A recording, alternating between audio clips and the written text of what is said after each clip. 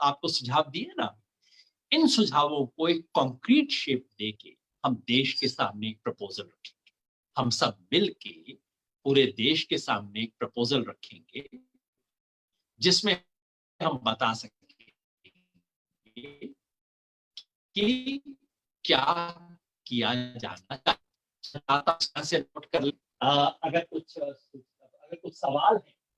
कुछ सवाल हैं तो हम उन्हें भी ले सकते हैं। लेकिन मैं चाहता हूं कि आप ध्यान से नोट कर लें, और जैसे मैंने कहा सभी सवालों का आज उत्तर एकदम मैं नहीं दूंगा, उसका उत्तर दूंगा, लेकिन सवाल है जिनका उत्तर हम सब लोगों को मिल के देना है। तो आप भी इसके अंदर लगिए, मैं भी लगूंगा, हम सब लोग मिलके इन सवालों का उत्तर देंगे देश के।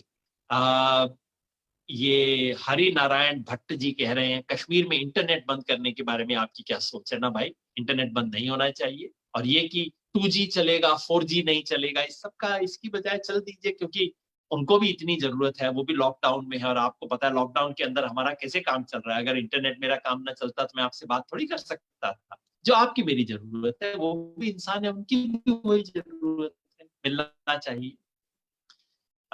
विशाल भाटिया, इस figure less than 2000 per day is reasonable one considering India's population? विशाल भाई, अगर हमारे यहाँ 2000 से कम पर डे कॉन्स्टेंटली रहते हैं तो मैं समझूंगा कि हमने एक अच्छा काम किया। लॉकडाउन खुलने के बाद, लॉकडाउन से पहले तो है, लॉकडाउन के 10 दिन बाद भी अगर हम देखें कि केसेस 2000 से कम ही हैं, यानी कि 2000 पर डे से ज्यादा हम कभी नहीं जाते, तो मैं इसे सफलता मानूंगा। जैसा मैंने बार बार कहा है, लॉकडाउन से फायदा हुआ है। बस सवाल इतना ही है कि जितना फायदा हुआ है और जितना नुकसान हुआ है इकोनॉमी को, लाइव्स को, गरीबों को, जिस तरीके से लॉकडाउन इंप्लीमेंट किया गया बिना रिलीफ के, उसमें क्या फायदे नुकसान का समीकरण क्या है और हम कितनी जल्दी उस लॉकडाउन को खत्म करें। मेरी अपनी राय है कि लॉकडाउन को निश्चित खत्म किया जाना चाहिए। कुछ हॉटस्पॉट्स को बचाइए, वहां पे स्ट्रिक्ट रहिए, लेकिन बाकी इलाकों को खोलिए, नहीं तो ज्यादा जितने लोग कोरोना से मरेंगे उससे ज्यादा लोग गरीबी से, भूखमरी से, मेल न्यूट्रिशन से, अस्पताल न जाने की वजह से मर जाए। दीपांकर गौतम, सरकारें एक तरफ तो कह रही हैं कि कोरोना को स्टिग्मा यानी कि लांछन नहीं मानना चाहिए, दूसरी तरफ सरकार कोरोना से प्रभावित इलाकों के मकान, गली, मोहल्ले को डिटेल सार्वजनिक कर रही है। आपकी क्या राय है?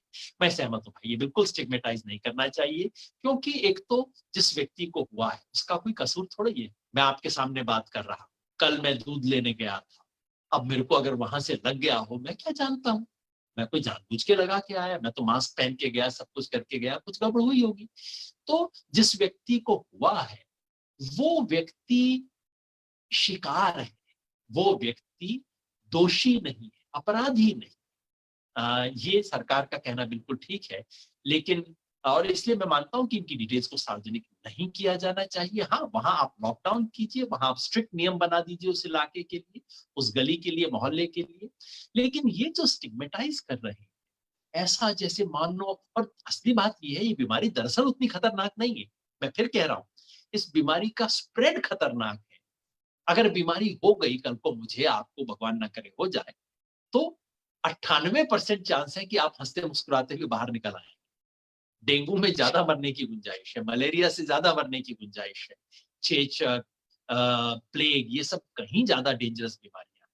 तो इसके बारे में जो हमने स्टिग्मा फैला रखा है, तो वाकई बहुत बहुत हमारे समाज को बहुत हल्का पेश करता है कि हम लोग ऐसी चीज में करने के बजाय एक दूसरे से उलझना, दोषारोपण करना, किसी एक धर्म को दोष देना शुरू कर दिया। इस सब से हमने अपने समाज की छवि इतनी छोटी की। जो संकट के समय एक दूसरे के साथ खड़े होके संकट का मुकाबला करते हैं, वो देश बड़ा होता है। जो संकट के समय एक दूसरे से पहले गुत्थम गुत्था हो जाते हैं, उसको देख के आप क्या कहते हैं? हंसते हैं ना, या रोते हैं? हम कुछ वैसी तस्वीर अपनी पेश कर रहे हैं इस वक्त। मंजीत सिंह ठकराल पूछ रहे हैं क्या वायरस के बहाने देश को मानसिक गुलाम बनाया जा रहा है? वायरस के बहाने बहुत कुछ हो रहा है जिसपे मंजीत भाई हमें कभी चर्चा करनी चाहिए। वायरस के बहाने वो हो रहा है जो मैंने बताया, इम्फाल में और अंडमान निकोबार में हो रहा है। वायरस के बहाने दिल्ली के अंदर अब एक दिल्ली राइट्स की एक इन्वेस्टिगेशन चल रही है, जिसके अंदर तमाम सेलेक्टिवली लोगों को पकड़ा जा रहा है। जो लोग छाती ठोक के कैमरे के सामने आके भड़का रहे थे उनको नहीं कहा जा रहा। जो कह रहे थे कि किसी तरह से हिंसा को टाला जाए, उनको पकड़ के